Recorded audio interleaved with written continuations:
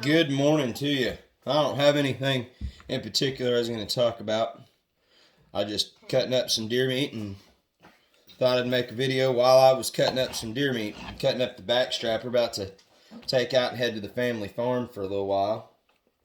And so I got to get this done before we can roll out. And I'm not super fast, which is not necessarily a bad thing. And I'm not going to try to rush myself and be super fast, because that's how you end up going to the hospital and getting stitches. Now, that's probably not a good idea to stand right there close when I've got a knife. Now, I'm not that bad with my knife that I'd come that far, but still, you make me nervous when you're standing up close. But at least you're not standing face first in a pan of grease. So, stuff like this, that's not going to be what you want in your chili. Or if you're frying it up. Now, what I do with stuff like this is I set it off to the side, because after I let it sit in the refrigerator for a few days, this stuff here comes off just a lot easier.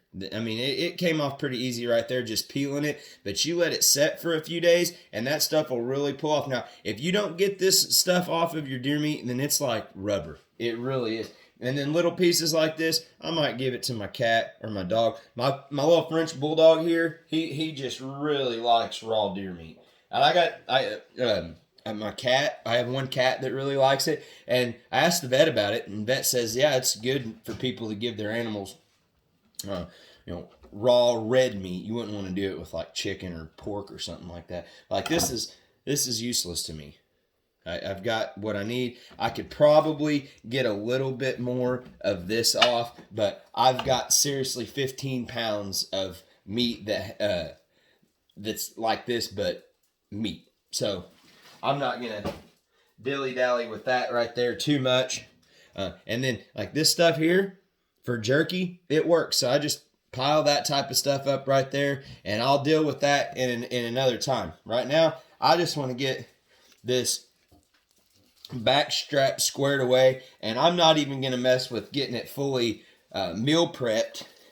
I'm just going to get it where I can soak it to marinate for a few days, and then meal prep wise, once I get all this stuff off of it so that I'm just dealing with meat, I can just put it in the food processor, and that can get it cubed up for me the way that I like it for chili. I basically like my chili to be chunks of steak in the chili. And then my wife, she puts bacon and jalapenos and rotel and brown sugar and all kinds of awesome stuff in the chili. And man, she makes an amazing bowl of chili.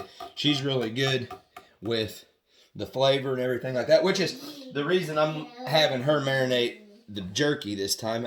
I've got the consistency figured out, and I prepped it just right, and I go to get a bite, and I'm all excited, and I'm like, bah, it's not the greatest.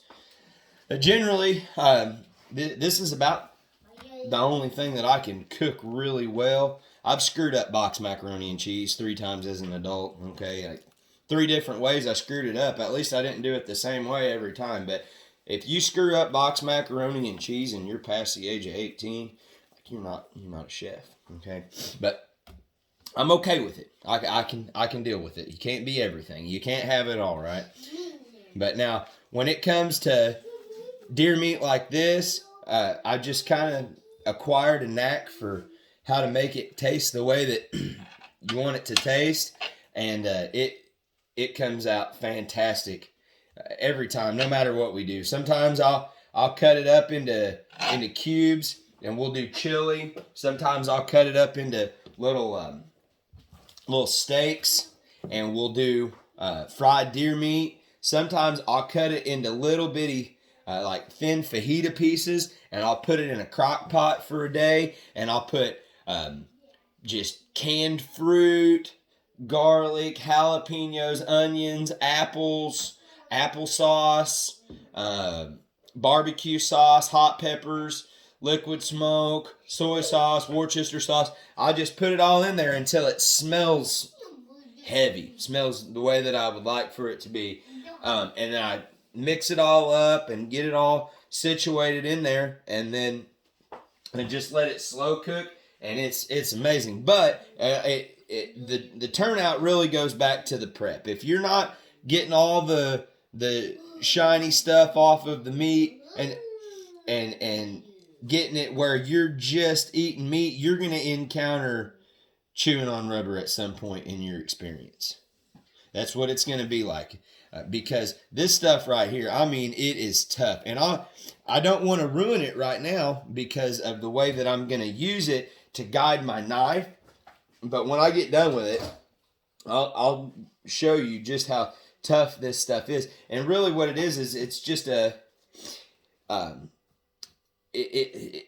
it holds the muscle together, basically. It's just the outer covering of the muscle that holds it together. I'm pretty sure it keeps the blood from just going wherever. And we human beings, we may very well have the same kind of structure inside of us. I'm not a biologist. This is about the extent of my time dissecting animals has been doing it with deer. But I get on this edge here, and I just peel it back a little,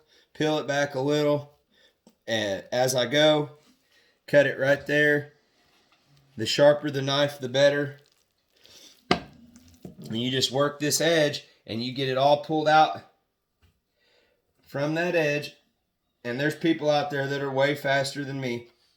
I'm not even doing this as a cooking video, just felt like making a video this morning. And I do so many videos that are about political things and events that are going on. Every once in a while, it's nice to be able to do a little bit of a change up. So, I kind of messed myself up there. I split that. I don't want to do that. I want to get under this. And then when I get under it, the process becomes a lot simpler. And I'm going to leave some meat on this, but I will use that for jerky later. And I just want to get it down as close as I can so that when I pull this out, it's just going to be meat. It's just going to be the goods. So I get it started, and you may leave it a little thicker up here on this piece. You're going to eat it anyway. It's going to be jerky. Now you don't want to split that in half. You want it to be as close to it as what you can get. And after you get it started, it's easier. Lloyd, what are you doing? Where are you going? How many points this have? Oh, you're counting the points on the deer magnet. I got you. Daddy don't have any big wall hangers for him to go point at. I mainly just shoot what I see. I shoot the does. One in hand is better than two in the bush. And I don't really, you can't eat antlers. And don't get me wrong, I'd like to kill a nice big buck, but it just hasn't worked itself out for me to do that. And you only get so many hours in a day. I've got so many different things going on. I can only spend so much time in the woods. So I generally just lay it down if it's brown. The main point in hunting for me is lean red meat. And this is as good as it gets. And it's grass fed, it's acorn fed. It's top-notch deal that we have an opportunity to do here in this state. And rifle season is my favorite. Now, there are some things about deer hunting in this, and I'm in Missouri. There's some rules that I looked into and that really bother me a little bit. And the main thing is that it is actually illegal for a person to fill another person's tag. And my argument on that is a tag is a tag. Okay? If a man and his wife have 4 tags, there's no reason why the man shouldn't be able to fill all 4 tags. The wife shouldn't have to go out there and hunt. Maybe she don't want to. Maybe she just wanted to take the hunter safety course just to be able to purchase the other tags, and then she does her thing, and then the husband does his thing. Okay, a tag is a tag. It shouldn't matter.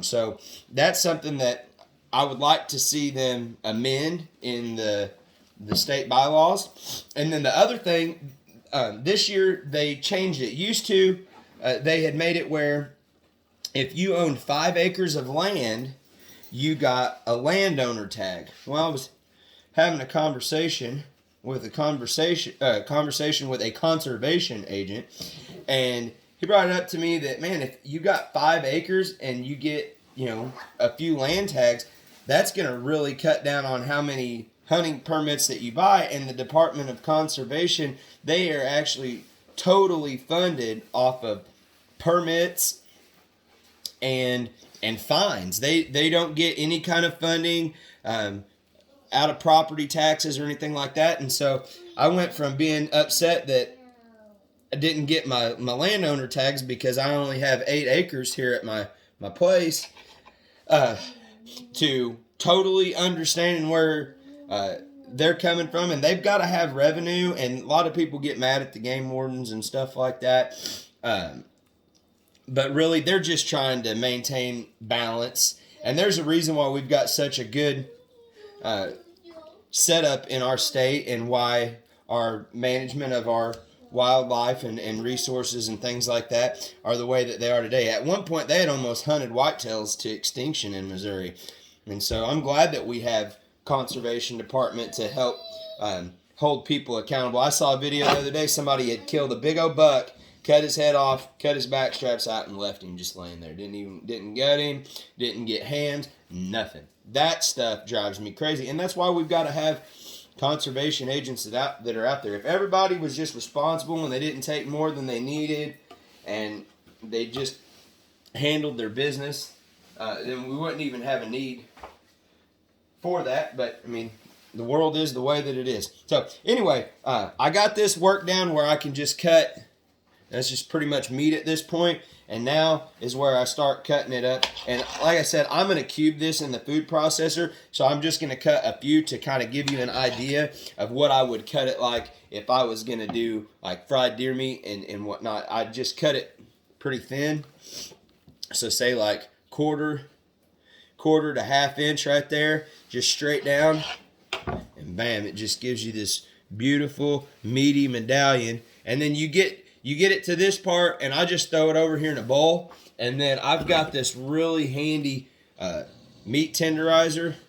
It's got all those knives, and I tenderize it really good. I just sit it there. I pull it all out, put it there, tenderize it real good, and then, like I said, I'll soak it in juice today. I'll probably soak it in milk tomorrow. Have my wife trade it out, put milk in there with it, and then what the finished product will be when it's getting ready to get put into the chili is I'll have a whole bunch of cubes about like that right there, all through the chili. No wangy metallic iron taste, because the blood, so much of the blood will be pulled out. It'll be an incredible bowl of chili. It's one of nature's greatest gifts. It's just pure, lean deer backstrap. And then this particular dough, I probably got 15 pounds of wet jerky in there to work. I got probably 12 pounds of backstrap and inner tenderloin here. And then I hauled probably 8 to 10 pound bags to my freezer last night for, you pay $17 for your any deer tag. And then you pay $7 for a bonus antlerless tag, so $24. We've managed to put a couple of deer in the freezer at this point, so $48 total for the meat that we've got. And by the time it's all said and done, you figure we put 4 deer in the freezer. Say each one's 50 pounds of meat. You're looking at 200 pounds of meat for $48, and it's the best red meat you can buy. It's a pretty good situation. Yeah. Anyway, maybe you learned something about cutting up deer meat. Maybe not. Maybe you're like, man, that guy, he really doesn't know what he's doing. He could do it this way. Hey, I just get it done how I get it done. I just try to problem solve. Thankfully, I've got some pretty good adaptation skills, and I can work things out. But anyway, we'll see you next time.